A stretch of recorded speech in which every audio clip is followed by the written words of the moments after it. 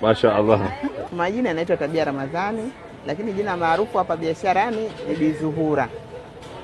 Ninapotoka asubuhi saa 12 natoka nyumbani naenda kwanza kutafuta mboga hizi huko kwenye mabustani. Ninaporudi ndio nakuja mpaka moja kwa moja kwa sokoni, na biashara zangu hapa kubwa ni mboga, ndizi hizi ambazo zile ndizi laini watu wanaita matoke, wengine wanaita ndizi za Bukoba, nyanya, bamia, ngogwe, vitunguu, maembe, ndio biashara zangu. Napokuja hapa naandaa mboga zangu kwa ajili ya kuuza. Aidha ndio kama hivi mnavyoniona, kuna karoti, kuna hoho. Viazi fungu 3000 babangu. Wewe chagua, mimi nipo hapa. Kuna faida pia kuna hasara. Ndizi kama hizi nauza ndizi 4 shilingi 1000. Mboga kichanga kimoja 400. Malimao na ndimu moja shilingi 100. Bamia fungu 300, ngogwe fungu 300. Nyanya kilo moja shilingi 2500. Embe 200, vitunguu nategemea kilo shilingi 4000, reja reja tunauziana.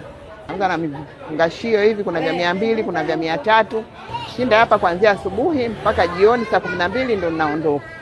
Na pia zinanisaidia nasomesha na matumizi madogo madogo ya nyumbani, kwa sababu nishasomesha mpaka mwanangu mmoja amemaliza chuo mwaka juzi na mwingine sasa hivi yuko sekondari.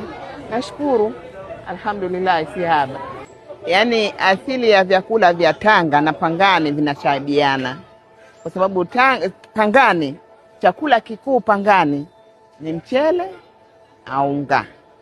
Yaani 90%. Hizi ndizi sasa hivi ndio zimekuja ndio watu wanatumia, lakini asili kubwa ya Pangani ni mchele na wali nazi na ugali, maharage ya nazi. Yaani ndio asili ya Pangani, nazi. Ndio maana wakaambiwa Pangani pamekuwa kama pangoni, ukaingia hutoki. Maana ukapikiwa ubwabwa wa nazi, mwanangu, wewe hapa huondoki, huhami wewe. Waweza ukenda ukapeleka mapembo, watu wasema ngoja mimi nikatafute maisha Pangani kwa sababu ya kiubwabwa cha nazi mama.